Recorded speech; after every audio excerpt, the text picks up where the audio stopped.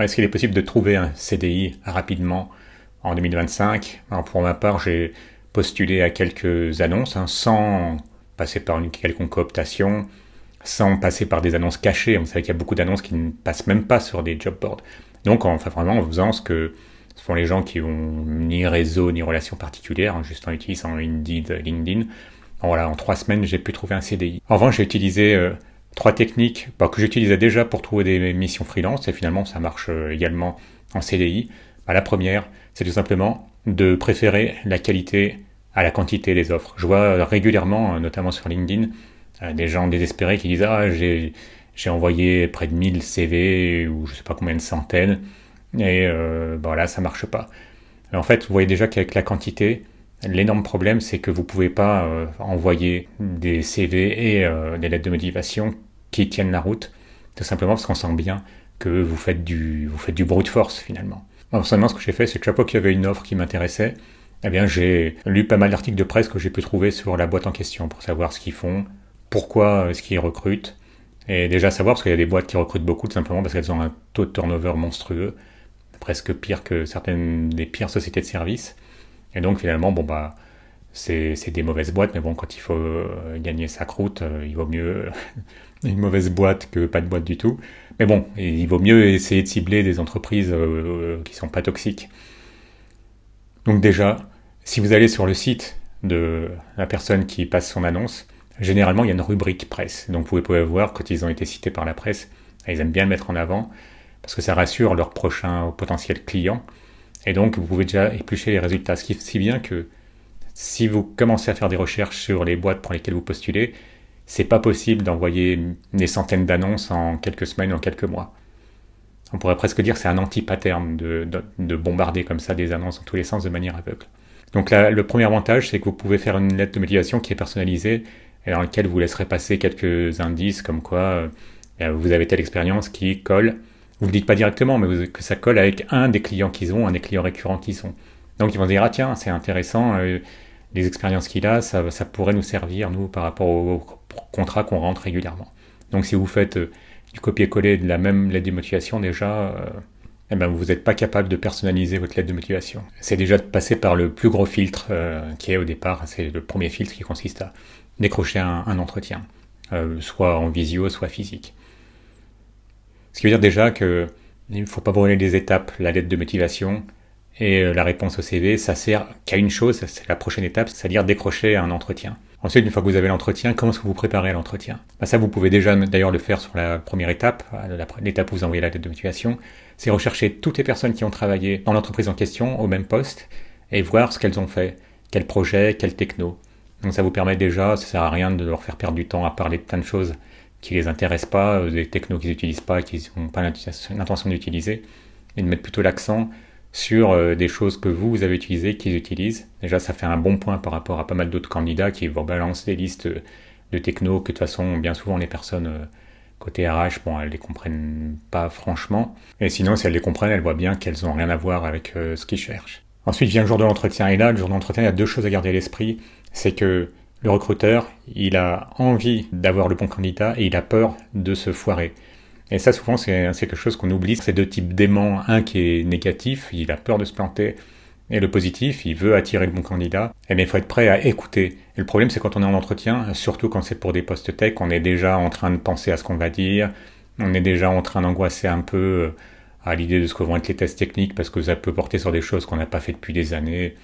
Et on saurait le faire en poste avec son IDE qui suggérerait des noms de fonctions, peut-être ou de méthodes qu'on a oubliées. Et dans le cadre d'un test technique, c'est pas tout à fait la même chose. Donc pendant qu'on est en train de stresser sur ce qui va arriver, on n'écoute plus.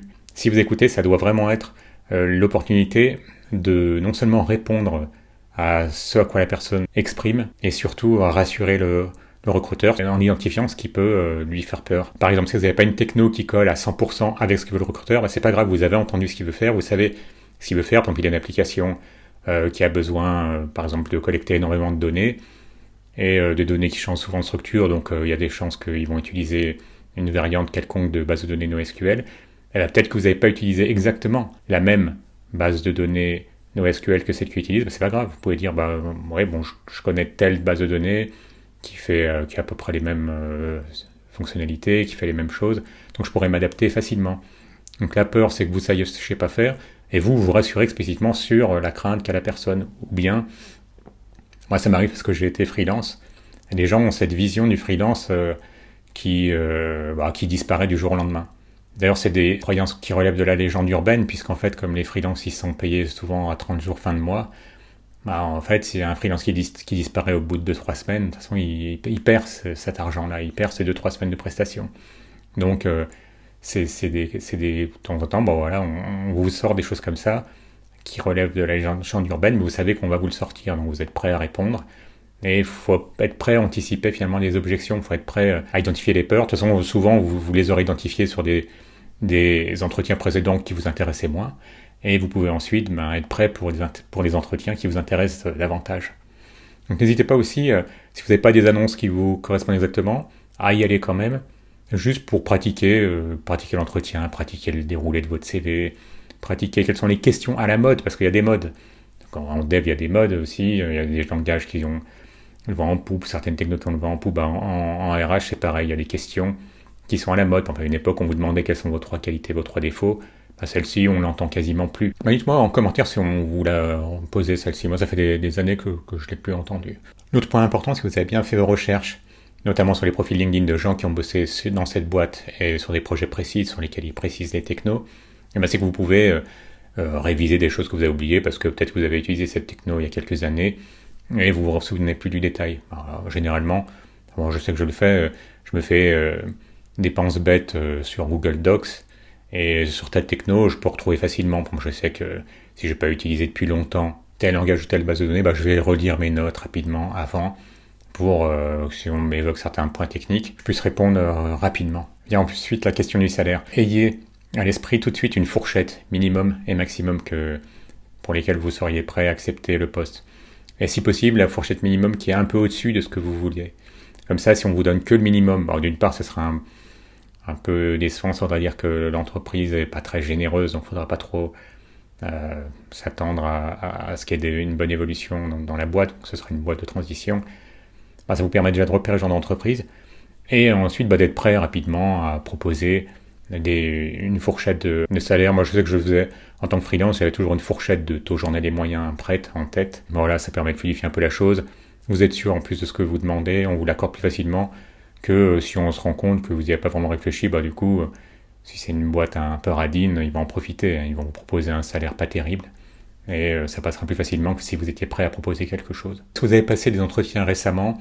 Est-ce que vous avez trouvé, comme personnellement ça a été mon cas, que finalement le marché se porte pas si mal que ça, qu'il redécolle même un peu?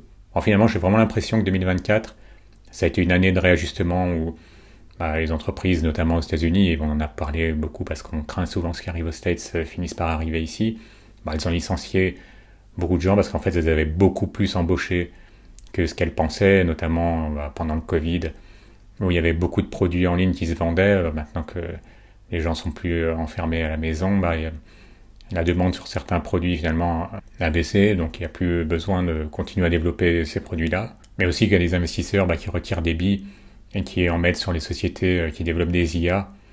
N'hésitez pas à le mettre en commentaire, un petit like si vous avez aimé, abonnez-vous si ce n'est déjà fait, et à bientôt.